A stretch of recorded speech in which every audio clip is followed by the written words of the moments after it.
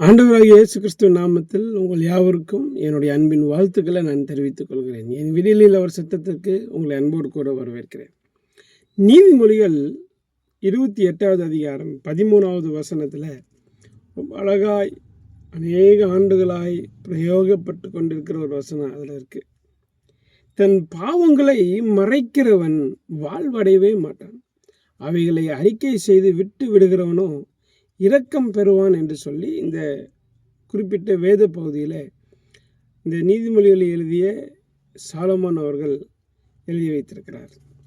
தன் பாவங்களை மறைக்கிறது என்றால் என்ன? நிறைய நேரத்தில் முதல்ல எது பாவம் என்பது நிறைய பேருக்கு தெரியறதில்லை. பாவம் என்றால் எந்த காரியம் தெய்வத்துக்கும் எனக்கும் உறவை பிரிக்கிறதா இருக்கிறதோ அதுதான் பாவம். எனக்கும் தெய்வத்துக்கும் உள்ள உறவை பிரிக்கிற காரியம். நான் தெய்வத்துக்கு கொடுக்க வேண்டிய இடத்தை கொடுக்காமல் வேறு எதற்கோ என்னுடைய இருதயத்தை நான் கொடுத்து நான் தெய்வத்தை இரண்டாவதாக தள்ளுகிறது தான் பாவம். அப்போ வசனம் சொல்லுகிறது, அந்த பாவம் நான் இனிமேல் செய்யாமல், ஆண்டவரே நான் உண்மை இன்னும் அதிகமாக நெருங்கி ஜீவிக்க எனக்கு உதவி செய்யும். நம்ம வாழ்க்கையில் யாருமே நீதிமான்கள் இல்லைங்க. என்னை சேர்த்து தான் நான் சொல்கிறேன், நானும் நீதிமான் இல்லை. நீதிமான்களாக மாறுவதற்கு பிரயாசப்படுகிறவர்கள் எவனும் நீதிமான் இல்லை. தெய்வம் ஒருவரை தவிர இந்த பூமியில் நல்லவர் யாருமே இல்லை. அப்போ நம்ம எல்லாருமே ஏதோ ஒரு வகையில் பாவம் செய்து ஏதோ ஒரு வகையில் தெய்வத்துடைய திட்டத்தை விட்டு விலகி வாழ்கிற ஒரு நபர்களாய்த்தான் இருக்கிறோம்.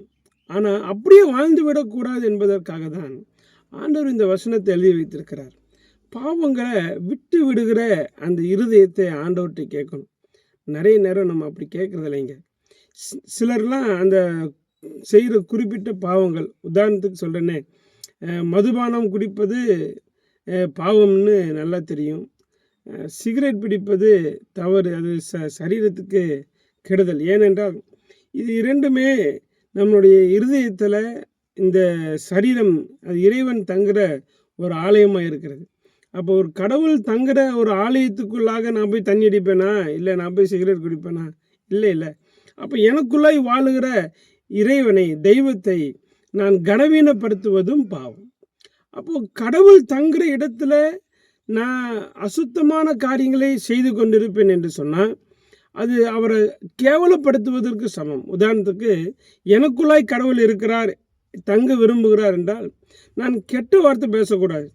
நான் பிறரை யாரையும் காயப்படுத்தாத ஒரு வாழ்க்கை வாழணும். இன்னும் சொல்லப்போனால் நான் விபச்சாரம் செய்யக்கூடாது, வேசித்தனம் பண்ணக்கூடாது, நான் அசுத்தமான காரியங்களை செய்யக்கூடாது. ஏனென்றால் அவர் பரிசுத்தம் உள்ளவர். அப்போ அந்த பரிசுத்தமுள்ள தெய்வத்தை எனக்குள்ளாய் வைத்து கொள்ள நான் பிரயாசப்பட வேண்டும். அப்போ என்ன செய்யணும்? ஆண்டவரே, தெய்வமே, இறைவனே, கடவுளே, நான் ஏதாவது பாவம் செய்தால் என் பாவத்தை மன்னித்து எனக்கு இரக்கம் செய்யுங்கன்னு சொல்லி ஜெபிக்கிற அந்த ஜெபத்தை தான் கடவுள் நம்மக்கிட்ட எதிர்பார்க்குறார். நிறைய நேரம் நம்ம கடவுள்கிட்ட அந்த இரக்கத்திற்காக நம்ம நிற்கிறதே இல்லைங்க.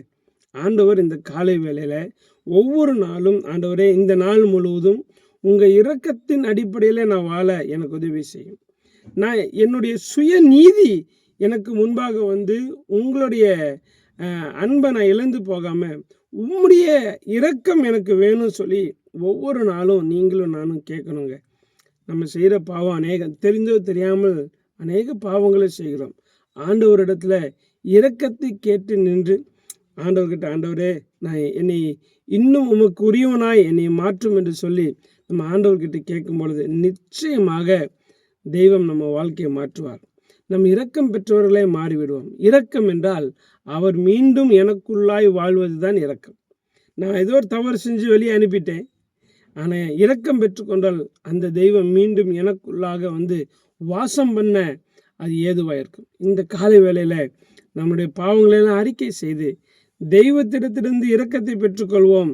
அதுதான் இருக்கிறதே வச்சு மிகவும் பெரிய ஒரு ஆசீர்வாதம். கர்த்தர் உங்களை ஆசீர்வதிப்பார். God bless you. ஆமென்.